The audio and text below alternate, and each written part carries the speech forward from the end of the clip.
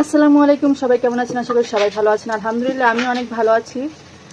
আমি এখানে পোলাও চড়াইছি, আসলে ওটা ঢং করে বলা হয়েছিল, যাই হোক আমি পোলাওই বলি। আমি একটু মজা করলাম আপনাদের সাথে। আর আমাদের বাসায় আজকে মেহমান আসছে, তার জন্যই, তার উপলক্ষে এইসব করা। মেহমান দুইজনই আমার খুব পছন্দের, ছোট ছোট মেহমান, কিন্তু একজন একটু বেশি পছন্দের, সেটা বলা যাবে না কেন।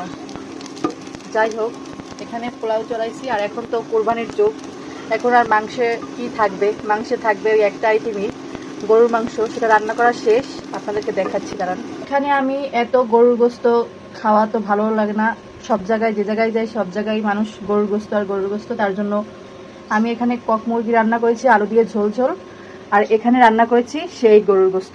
গরুর গোস্ত তো কোরবানি আসলেই গরুর গোস্ত ভাইরাল হয়, কারণ সবার ঘরেই গরুর গোস্ত থাকে।